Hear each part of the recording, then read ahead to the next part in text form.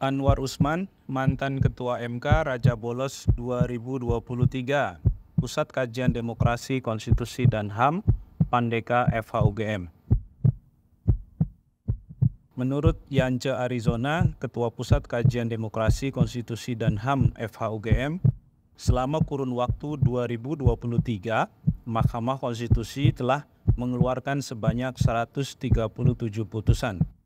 Dalam acara Bulak Sumur Legal Outlook 2024 yang diselenggarakan pada 29 Desember lalu, Yance menyebutkan bahwa MK semakin sering digunakan oleh berbagai kalangan untuk mempertahankan haknya dan atau menjadikan MK sebagai sarana untuk melancarkan strategi politik.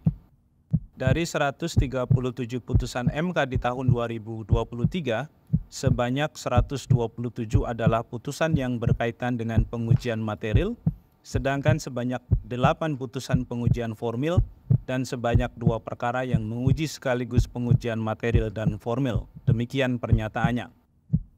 Ia menambahkan, banyaknya pengujian formil menunjukkan bahwa warga negara menilai ada permasalahan dalam proses pembentukan undang-undang. Dalam analisisnya, dari sisi kategori perkara, undang-undang yang paling sering digugat adalah undang-undang yang berkaitan dengan politik dan pemilu. Hal ini menunjukkan bahwa MK semakin dipergunakan sebagai sarana untuk menyalurkan kepentingan politik dari berbagai aktor. Misalkan permohonan yang berkaitan dengan ketentuan syarat batas usia minimal dan maksimal calon presiden dan wakil presiden yang dilakukan untuk menjegal atau meloloskan orang tertentu, tandasnya.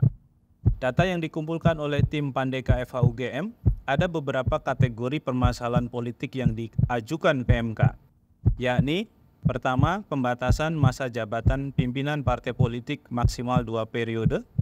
Kedua, batasan 2 periode presiden dan wakil presiden pada kedudukan yang sama untuk mencalonkan diri pada kesempatan berikutnya.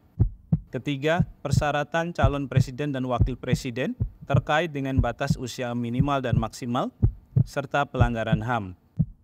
Dan yang keempat, presidential threshold, serta kelima, sistem proporsional terbuka versus tertutup.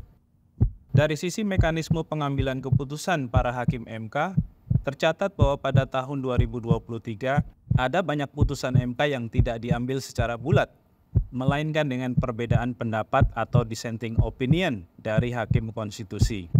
Hakim yang berbeda pandangan sebagiannya terkait dengan pengujian undang-undang tentang pemilu dan pengujian undang-undang cipta kerja. Demikian Yance menjelaskan.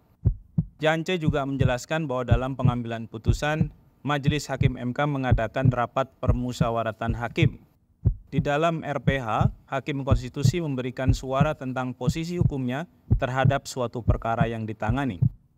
Berdasarkan penelusuran putusan tahun 2023, ada beberapa hakim konstitusi yang sering tidak mengikuti RPH pengambilan putusan, meskipun kemudian terlibat di dalam pleno pembacaan putusan. Statistik menunjukkan bahwa hakim konstitusi Anwar Usman yang paling sering tidak mengikuti RPH pengambilan putusan, tandas Yance.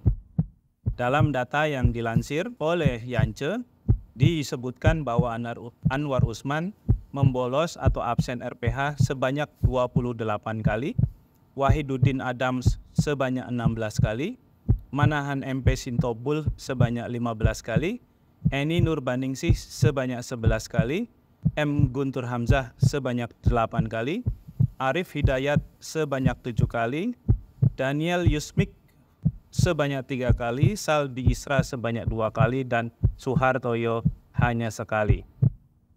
Terakhir, ada beberapa perkara di MK pada tahun 2023 yang paling banyak menarik perhatian publik. Pertama, putusan MK nomor 54 PUU 21/2023 tentang pengujian Undang-Undang nomor 6 tahun 2023 tentang penetapan Perpu Cipta Kerja. MK dengan posisi hakim 4-5 menjungkir balikan putusan MK sebelumnya yang menghendaki pemerintah dan DPR melakukan perbaikan. Bahkan di dalam putusan ini, MK menilai tidak perlu ada meaningful participation dalam proses penetapan undang-undang yang berasal dari Perpu. Padahal di dalam putusan sebelumnya, telah menghasilkan prinsip meaningful participation sebagai salah satu pilar penting dalam proses legislasi, tegas Yance. Kedua, putusan MK yang mengubah syarat batas minimal calon presiden dan wakil presiden atau perkara nomor 90 PUU 21/2023. Putusan ini telah menjadi skandal yang berujung pada pembentukan Majelis Kehormatan MK yang mencopot Anwar Usman dari posisi Ketua MK. MK sendiri dapat membuktikan bahwa telah terjadi pelanggaran dalam putusan yang memberikan keuntungan kepada Gibran Rakabuming Raka yang sekaligus merupakan keponakan dari Ketua MK Anwar Usman.